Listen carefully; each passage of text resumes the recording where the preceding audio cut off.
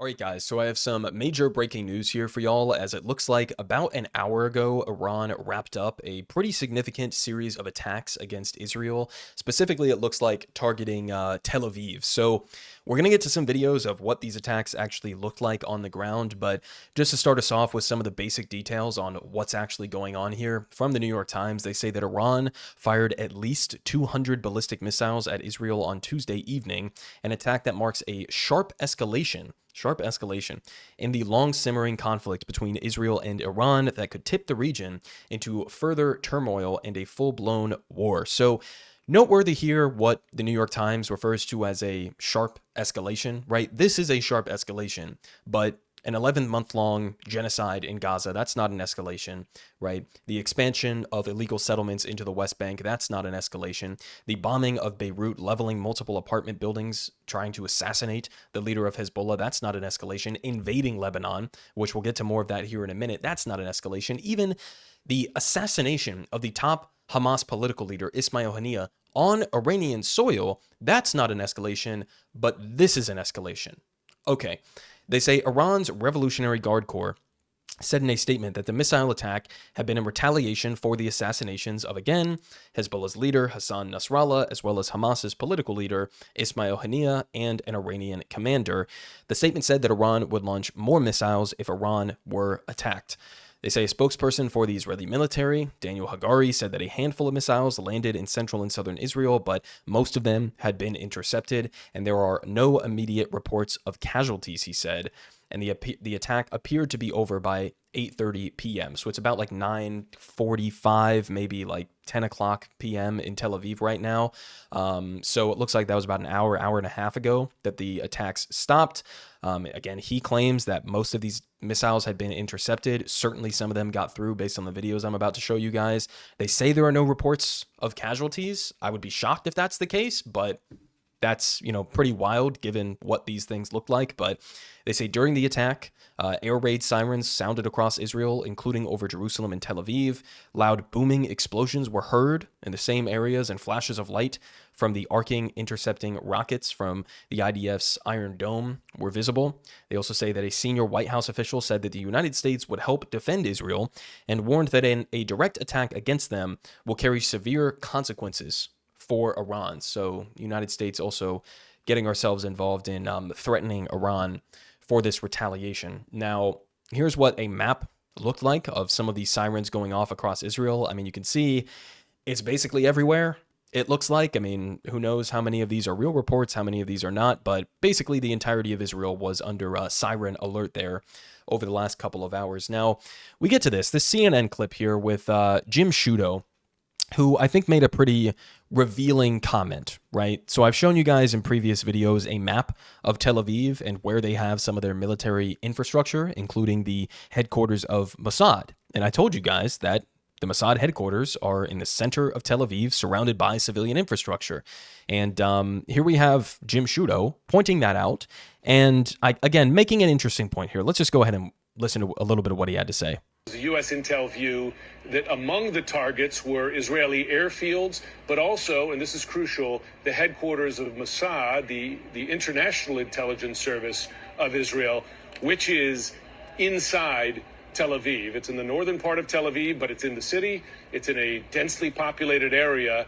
And of course, the concern is if you're firing, even though Iran might consider that a military target, it is in a densely populated city with civilians around it. And that's just one more layer of escalation. So that's another layer of escalation, right? Iran may view that as a valid military target. Are we just going to sit here and pretend as if we haven't seen what we have over the last 11 months, almost a year, in Gaza and now in Lebanon as well? Just like a week ago, we covered Hassan Nasrallah assassinated. How did they do it? They dropped dozens of bombs, some of them reportedly 2,000-pound bunker buster bombs on apartment buildings. They leveled basically a city block to go after Nasrallah, who was reportedly underneath, right?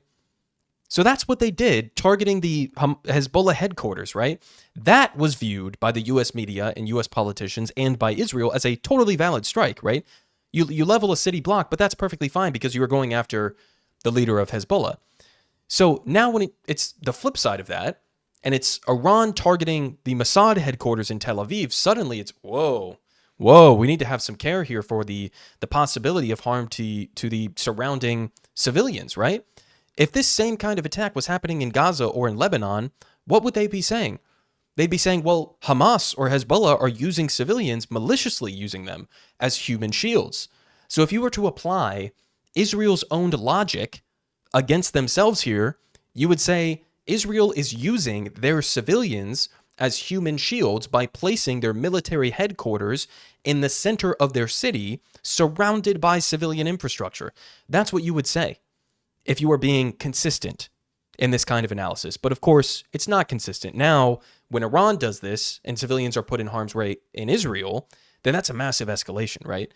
Not what we've seen in Gaza, where they targeted mosques and schools and churches and hospitals and UN shelters and refugee camps, aid workers, journalists, farmland, water infrastructure. None of that is an escalation. All of that is valid because Hamas is using human shields. What happened to the human shields argument? That just went out the window the second that it's Israel putting their military infrastructure in the middle of civilians? Okay. Now, we also have, again, some various videos that have been floating around on the timeline. Now, I can't 100% verify that all of these are accurate, but, relatively trustworthy, I think. They say that this is in Tel Aviv. You can see some of the impacts there. Now, again, the IDF spokesman, Hagari, said most of the missiles were intercepted, but I don't know, man. That looks like a couple of strikes there to me, at least in this one video. We also have a few others that I can play here for you guys. This one, again, looks like some impacts happening. Some of these you can see explode in the air, and it does look like the Iron Dome is activating and intercepting them before they hit the ground. But Jesus Christ, man, definitely there are some impacts happening here in some of these videos. A couple more that I'll show you guys here, and then we'll move on. But there's a few more there, and then, one final one here, and we'll move on to the Israel post over on Twitter. You can see them streaking through the sky there in that one. Now we have this posted from the official Israel account on Twitter. Now, they post this video of some of these rockets streaming across the sky here, and they have the audacity to say, this isn't normal. Every single one of these rockets is meant to kill. So, hang on a second. Now you guys are against killing people with rockets? Now this isn't normal? This can't be normalized? I see this all the time, guys, on, my feed from pro-Israel accounts and defenders who say things like, they'll post a video of sirens going off in Tel Aviv, right? And people are terrified and they're running, etc. And they say, how could anybody possibly be expected to live like this? This is unbearable, right? And they'll say that when they have bunkers, when they have sirens, when they have the Iron Dome that's going to intercept a vast majority of any sort of attack on Israel coming in. They say that and then have absolutely no empathy, none whatsoever, for the people of Gaza who don't have the bunkers, who don't have the Iron Dome, who don't have the same kind of warning systems and sirens going off. And every single one of the targets that Israel wants to hit gets hit. And oh, by the way, there's about 100 to 1,000 times more bombs being dropped. Israel has dropped more bombs on Gaza than were dropped on London, Hamburg, and Dresden combined during all of World War II. Over 70,000 tons of explosives dropped on an area that's about 5 miles by 25 miles. Half the population is children, one of the most densely populated places on the face of the planet.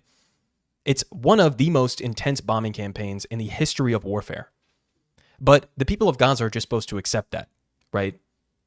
The people of Lebanon now are just supposed to sit back and accept that as normal. That's normal, but this isn't normal. Now it's not normal. Now that it's happening to us, the Israelis, now it's unbearable. Now it's catastrophic. I mean, again, the hypocrisy, I think, should be as clear as day for everybody. Now, we also have this here from Trita Parsi, expanding on a point we read in the New York Times article. They say that the message from the Iranian government, similar to the attack that happened back in April, is that this is a one-off attack that will only be continued if Israel chooses to further escalate. But there's a problem there, as he points out, because, of course, that's what Israel wants to do, right? So Iran is saying, we lob some missiles your way. As Daniel Hagari, the spokesman for the IDF, said, it doesn't look like there are any casualties reported as of yet. Again, that could change as we get more developments coming. This is a developing story, obviously, but they're saying basically this is a one-off attack. This is revenge for Nasrallah. This is revenge for Hania, who was assassinated on Iranian soil. Iran basically wants to maintain their posture, their edge in the region, and they're saying this is a one-off thing. So as long as Israel doesn't continue to escalate from here, then there's no need to escalate. Unfortunately, as Trita points out here, escalation is exactly what Israel wants. And so we'll have to keep track of this and see what happens over the next hours, over the next couple of days, but it's not looking great, to be honest. Now, of course, this comes barely a week ago, as pointed out here by our boy Prem. Barely a week ago, we had reports like this. Israeli officials have said that their increasing attacks against Hezbollah are not intended to lead to war, but are an attempt to reach de-escalation through escalation. How did that work out, guys? I mean, one of the most brazenly Orwellian, dystopian phrases I've ever heard in my life, de-escalation through escalation. Turns out the de-escalation through escalation just led to escalation, right? Turns out that's what happens. Who could have possibly predicted that? And this is something that U.S. officials went along with. I mean, they say down here, they recognize Israel's rationale and agree to it, right? They say that they say it's an extremely difficult calibration. Oh, no shit. You don't say. So, I mean, this is the kind of shit we've been hearing for the last couple of weeks as Israel continues to escalate is no, see, the escalation is actually going to lead to de-escalation somehow, magically, right? Again, how did that turn out? We also have the, official Israeli invasion of Lebanon actually beginning now. It was sort of something that people were warning about for a few days leading up to this, but this is no longer a hypothetical. This is now happening. Israel is invading Lebanon, right? And at the same time, we also have reports here from Politico that behind the scenes, secretly, while lying to the American public, publicly, U.S. officials were quietly backing Israel's military push against Hezbollah. They say the officials urged caution and stressed diplomacy, but the timing was right for such a military shift, they concluded. So in other words, again, they were lying to the American people, constantly coming out. I mean, we just had a report like a week ago or so, where the U.S. was insisting, yeah, Israel's on board with this proposed temporary ceasefire plan that we have between the IDF and Hezbollah, right? And then Benjamin Netanyahu comes out like a day later and he's like, I don't know what the fuck you're talking about. We're going in with full force. We're not even entertaining the idea of a ceasefire with Hezbollah. So the Biden administration has just been repeatedly, knowingly lying to the American people, insisting, no, we believe in peace, we believe in diplomacy, we believe in trying to get a ceasefire. And then behind the scenes, they're encouraging Israel with the escalation. Now, more on that, expanding from the same article, we had Branko pointing out here, 6 Israeli and U.S. officials told Politico that the White House encouraged Israel to invade Lebanon, but that they had to be quiet about it for PR purposes. Lying is what that's called. And this is what sparked opposition from within the Pentagon, State Department, and intelligence agencies. So, in other words, you have the Biden administration and a handful of his, closest allies that he's put into these positions. He's stacked his admin with guys like Brett McGurk, by the way, who basically overruled the logic of the Pentagon, the CIA, and the State Department. Not exactly anti-war agencies, to say the least, right? Not exactly anti-Israel agencies, to say the least. But even they were warning that this probably isn't such a good idea. And you had the Biden administration essentially overruling them and saying, no, we think regional war is a good idea. We think escalation is a good idea. And at the same time, you have Israel, again, continuing with their invasion of and bombing campaign inside of Lebanon. The latest is that, here from Dropsite, the Israeli army ordered 26 towns and villages in the south to evacuate, and then they bombed the only road out. Does that sound familiar? It sounds exactly like what we've been seeing in Gaza. Exactly like what we've been seeing in Gaza. So, listen, you're going to see on the media over the next couple of days, you're going to see, Israel's doing a limited operation inside of the southern Lebanon. Iran is escalating. I just want you guys to get a clear picture of exactly what is happening right now. We have the Joe Biden administration that is death marching us towards a potential all-out regional war on behalf of Israel's right to commit genocide in Gaza. That's at the core of this, regardless of anything else that's happening right now. That's at the core of this. If Israel was willing to end their genocide in Gaza and to agree to a hostage deal and a ceasefire deal, then the attacks from the Houthis, the attacks from Hezbollah, the escalation with Iran, none of that would be happening. Point blank, period. And so this is all on the Biden administration. All on the Biden administration. You keep on the current trajectory that you're on right now, and we are headed for utter catastrophe. Politic guy has the best politic. Believe me, no one does it like him.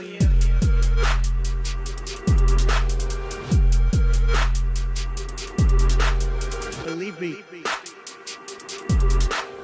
everyone is saying